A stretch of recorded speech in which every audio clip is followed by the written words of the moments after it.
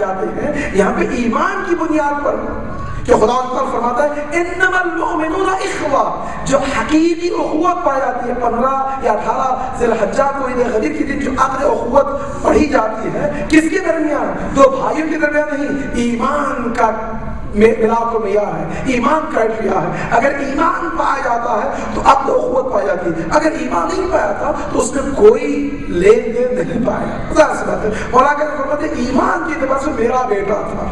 اب ظاہر سی بات ہے چونکہ مدیر نہیں تھے، کنٹرول نہیں کر پائے، چند ہی دنوں میں ان کو واپس بلایا گیا۔ واپس بلانے سے پہلے معاویہ ان کو قتل کر دیتا ہے، اس طرح سے ظلم ڈھا لیتا ہے۔ اب ایک الگ داستان ہے، لیکن جب وہ وہاں سے نکل پڑے ہیں تو پھر مالک اشتر جاتے ہیں۔ مالک اشتر نخعی کی کیا خصوصیت ہے؟ سب سے پہلے مالک اشتر کی خصوصیت یہ ہے کہ وہ محرم راز ہیں۔ مولا کا نام فرماتے ہیں کان لی مالکن، میرے لیے مالک ویسے ہی تھے جیسے رسول اللہ کے لیے حمزہ تھے، ابو ذر تھے، سلمان تھے، مقداد تھے۔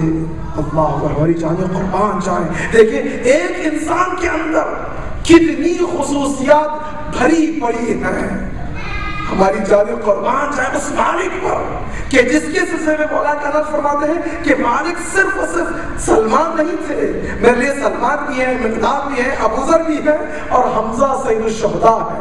جس طرح سے حضرت حمزہ سید الشہداء رسول اللہ کی حمایت میں اپنی جان قربان کرتے ہیں اور دشمن ان کے ہیبت سے لڑکھڑا جاتا ہے، اسی طرح جہاں کہیں بھی مالک اشتر جاتے ہیں تو دشمن مالک اشتر کو دیکھ کر لڑکھڑا جاتا تھا۔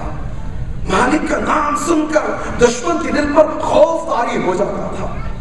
جس طرح سے حضرت حمزہ دین کی حمایت میں ذرہ برابر کوتاہی نہیں کی تھی، اسی طرح مالک اشتر نے جس طرح سے سلمان کے اندر علم و معرفت کوٹ کوٹ کر بھرا گیا تھا، سلمان کا دل سمندر تھا معرفت کا، اسی طرح حضرت مالک اشتر نخعی کے دل میں علم معرفت اہل بیت کا سمندر پایا جاتا تھا۔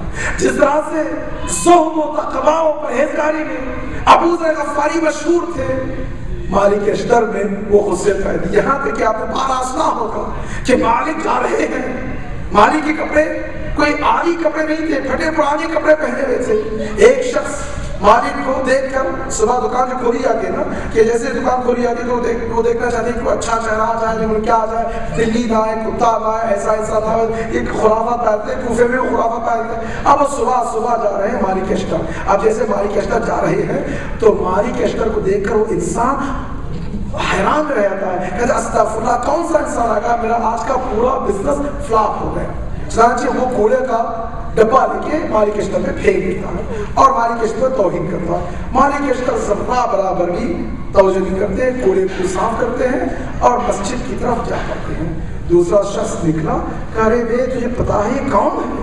کہ کون ہے؟ کہ یہ مالک اشتر نخعی ہے، مولا کائنات کے کمانڈر ان چیف ہے، علی کا گورنر ہے، علی کا کمانڈر ہے۔ اللہ اکبر، جیسے ہی وہ سنتا ہے اب اس کے دل میں ہیبت آئی ہوتی ہے، لڑکھڑا جاتا ہے اور لرزنے لگتا ہے، بھاگتا ہے مسجد کی طرف تاکہ جا کے معذرت مانگے۔ اب جاتا ہے کہ دیکھا کہ مسجد میں مالک اشتر نخعی سجدے میں ہیں اور سجدے کی حالت میں آذو نیاز کر رہے ہیں۔ اب بیٹھتا ہے، کیا دیکھا ہے؟ جملات ہے، خدایا اس بندے کو جس نے مجھے توہین کی ہے اس کے گناہ سے درگزر فرما۔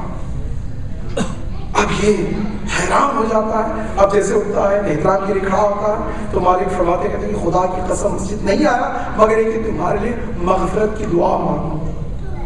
دیکھیے یہ مالک کا کردار تھا، مالک کا زہد، تقوی، پرہیزگاری ہر اعتبار سے۔ اب تصور کریں کہ مالک کے اندر یہاں تک کہ امام حسین فرماتے ہیں کہ اگر میرے پاس مالک جیسے کئی صحابی ہوتے تو کربلا میں پہلے ہی وجود میں لا لیتا۔ امام حسین کی جملات کہ اگر میرے پاس، یا امام حسن فرماتے ہیں کہ اگر میرے پاس مالک جیسے ابھی موجود ہو تو میں قیام کر رہا ہوں۔ اور اسی طرح ہر امام نے مالک اشتر کے ذکر یاد کی ہے۔ مالک کا آپ اندازہ کریں کتنی عظمت پائی جاتی ہے۔ اب یہ مالک اب جیسے امام علی صاحب کی خدمت میں آتے ہیں تو امام علی صاحب لیٹر لکھ کر دیتے ہیں۔ اب چنانچہ مالک زہد میں، تقوی میں، پرہیزگاری میں، علم میں، فقاہت میں، بیان میں، ہر اعتبار سے موجود ہے، شجاعت میں۔ اب ایسے انسان کو بھیجا جا رہا، کہاں بھیجا جا رہا ہے؟ ایجپٹ کی طرف۔ ایجپٹ کہاں ہے؟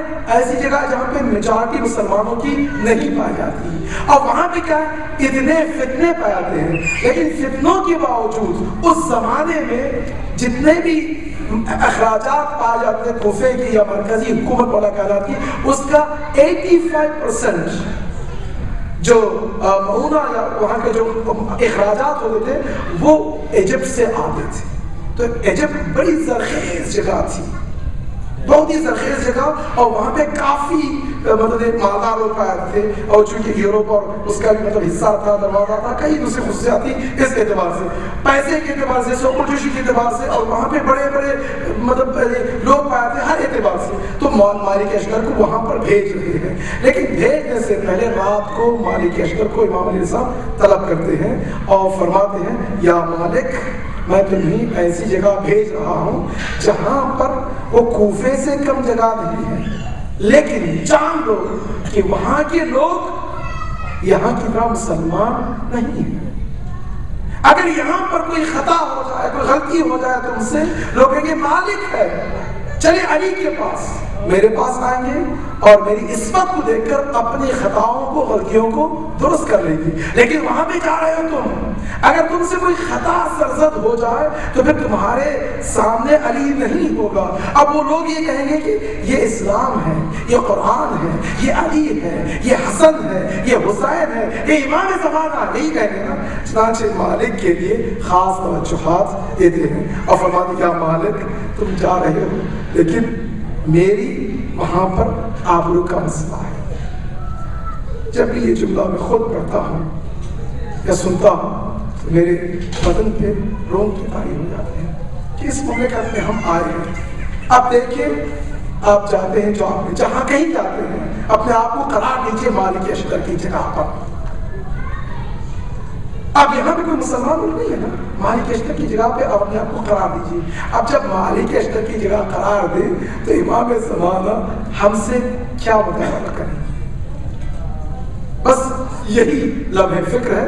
آج رات کو سوچیے کہ مالک اشتر کی جگہ پر میں اور آپ ہوں، اور امام زمان علیہ السلام ہمیں لیٹر لکھ کر دیں اور کہیں کہ تم جاؤ فلان جگہ، وہاں پہ گورنر شپ کی۔ امید ہے کہ خدا ان کو ہمیں توفیق دے کہ مالک کی طرح امام علیہ السلام کی جس طرح سے انہوں نے آبرو رکھی ہے اور لاج رکھی ہے، ایمان کو وہاں پہ نشر کیا ہے، اور امام علیہ السلام کو جتنا یقین اور اطمینان مالک اشتر کے سلسلے میں تھا، اتنا ہی یقین اور اطمینان امام زمان علیہ السلام کو ہمارے سلسلے میں ہو، اور اسی طرح انشاءاللہ ہم بھی مالک اشتر کی طرح اپنے تمام وظائف کو انجام دینے میں کامیاب ہو سکیں۔ اور محمد علی محمد صلی اللہ علیہ وسلم